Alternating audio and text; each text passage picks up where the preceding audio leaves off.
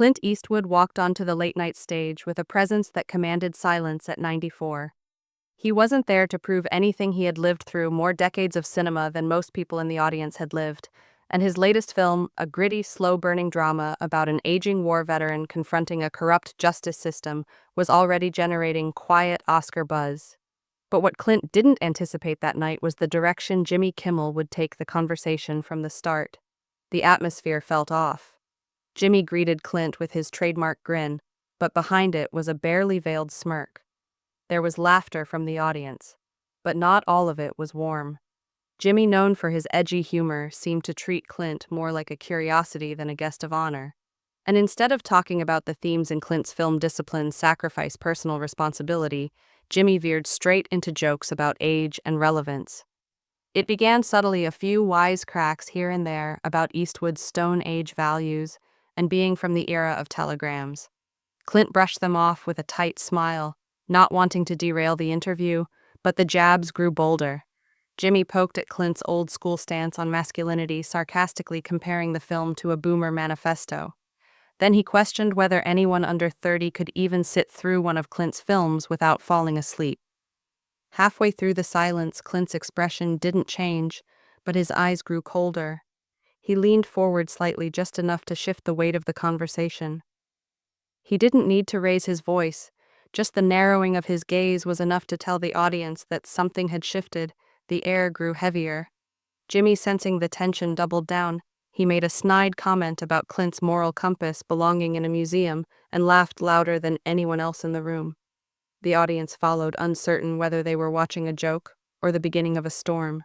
That was when Clint responded, not with comedy, not with charm, but with brutal honesty. He reminded Jimmy and everyone watching that art has a responsibility, that performance isn't just entertainment, but reflection. He questioned whether Jimmy's entire career had been built on cheap laughs at the expense of people who dared to say something meaningful. The room fell silent. Jimmy, caught off guard, leaned back in his chair with a nervous laugh, but his pride had been bruised.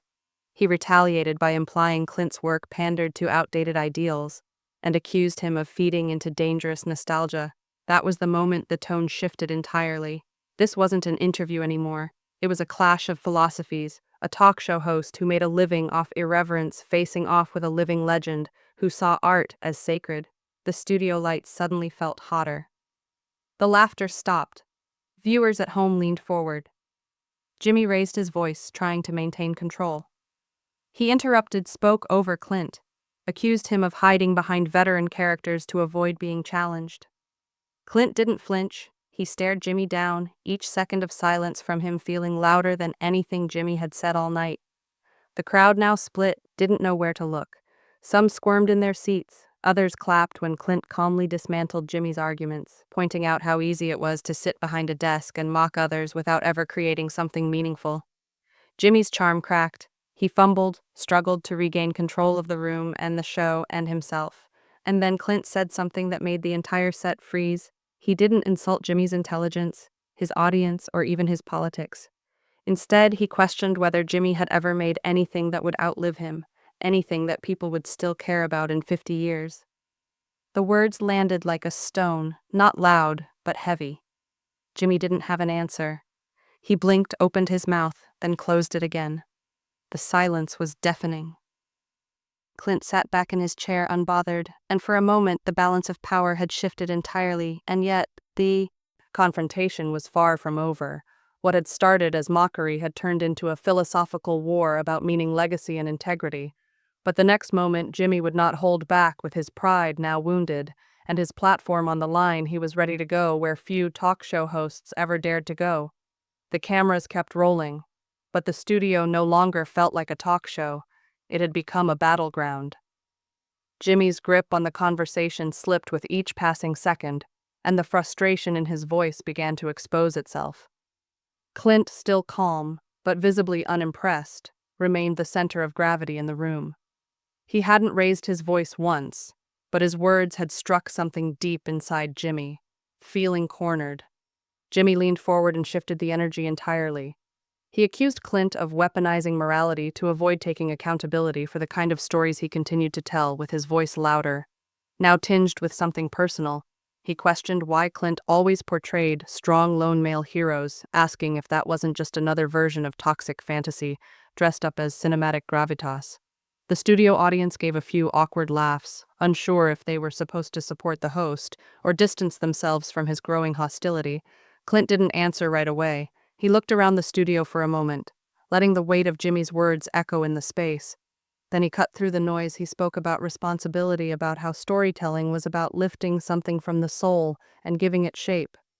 Not pandering to crowds or hiding behind irony, he accused Jimmy of mocking the very idea of seriousness because he had never had to carry it himself. The audience murmured that hit hard. Jimmy, now visibly flushed, barked back. He called Clint's worldview self-righteous and antiquated. He said Eastwood's refusal to evolve was not noble but dangerous. The older man's values, he claimed, were rooted in a time that ignored the realities of modern life, and by clinging to them, he was stalling progress rather than promoting it. Clint's jaw tightened, but he still refused to meet rage with rage. Instead, he pointed out that Jimmy's idea of progress often looked like disrespect, wrapped in applause. The need to mock, to trivialize, to spin everything into a punchline wasn't wit, it was fear. The kind of fear that prevented real confrontation with truth. Clint didn't care if people disagreed with him. He just wanted them to stand for something, not hide behind sarcasm. Jimmy couldn't take it anymore. He stood up. It was unplanned, and the producers behind the scenes knew it. Standing mid-inter was something you did in protest, not performance.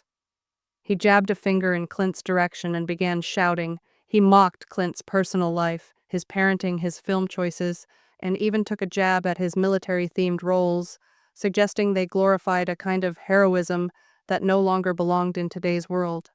Clint stood as well, not to threaten, but to anchor the moment. The two men now stood face to face under the harsh glow of stage lights. The tension so thick it could be sliced. Jimmy had made it personal.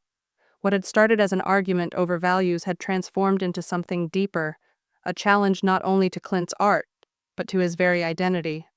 But Clint was unshaken. His voice didn't rise yet. It carried farther than Jimmy's shouting ever could. He calmly reminded everyone watching that the world didn't need more noise. It needed reminders of character, of honor, that storytelling, when done right, outlives its critics, that it doesn't beg for validation on talk shows. The crowd gave a hesitant round of applause, small at first, then stronger. Jimmy looked around, startled, as the support he expected began to shift. The applause wasn't overwhelming, but it was pointed. Clint had taken every insult and turned it into fuel. Not through aggression, but by being grounded, resolute, and unwilling to play by anyone else's rules. Jimmy, now visibly rattled, turned to the camera and tried to make light of the situation with a forced joke. But the audience wasn't laughing. Moment had changed the mood completely. There was no comedy in what had just happened, no punchline, just the feeling that something real had unfolded, something raw, rare, and impossible to forget. The producers gave Jimmy a signal to cut to break, but he ignored it. He wasn't going to let Clint walk off that set. As the one who took control of his show, there was still one more low blow waiting in the wings, and Jimmy was about to deliver it. The question was whether Clint would let it slide, or whether this final jab would be the one that pushed him to show just how sharp he could be when pushed to the edge. Jimmy adjusted his blazer, trying to conceal the discomfort rising in his chest. He could feel the atmosphere slipping further out of his hands. The laughter had died. The rhythm of the show broken beyond repair. All eyes were now on Clint Eastwood, and for a host who lived on attention, that loss was unbearable. So Jimmy went for the kill. He turned sharply toward Clint and delivered a final insult, a venomous one meant to sting deeper than anything before, with a mocking grin and a deliberate pause. He suggested Clint's career had survived, not because of talent or depth, but because of timing. He said Clint had been lucky to rise in a world that didn't ask hard questions, a world that forgave ignorance if the lighting was right. And then, with unmistakable venom, he added that the only reason people still talked about Clint Eastwood was because he refused to retire. A quiet gasp echoed from the studio audience. Some shifted in their seats, unsure of whether to applaud or recoil. Jimmy had crossed a line and he knew it, but he didn't care.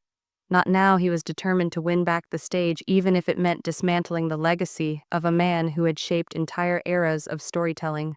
Clint stood still, not a flinch, not a blink, and then calmly he leaned toward the microphone and delivered a statement so precise it felt like a scalpel. He thanked Jimmy not sarcastically, not with a smirk, but with something quieter. More devastating, he said that insults like the one just thrown at him proved exactly why truth mattered more than ever, that a culture that tried to erase history rather than learn from it was bound to repeat its worst moments. He said that enduring criticism was the price of lasting impact, and if that was the cost of doing something meaningful, he'd gladly pay it again. The crowd didn't cheer immediately, they absorbed the words first. Then slowly, a deep, resonant applause began to build this time, without confusion or hesitation. It was not the applause for a celebrity.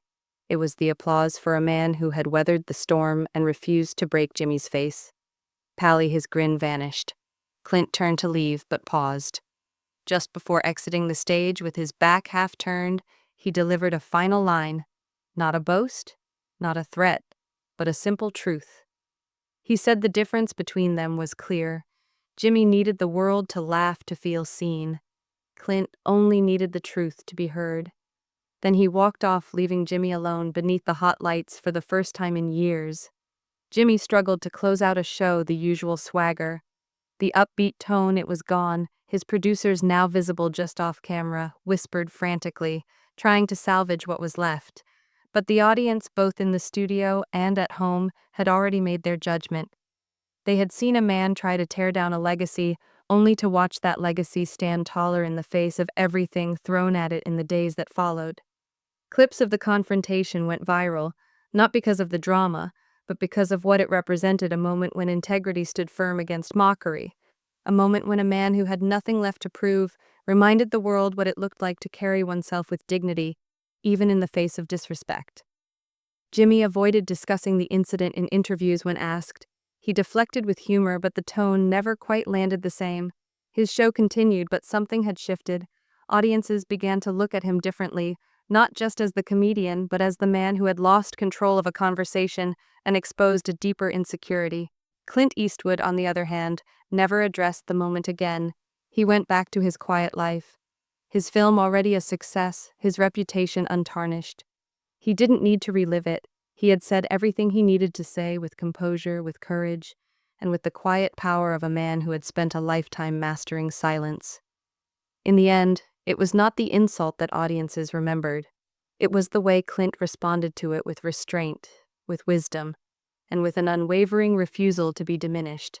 And for everyone who watched it, became more than a viral moment. It became a masterclass in grace under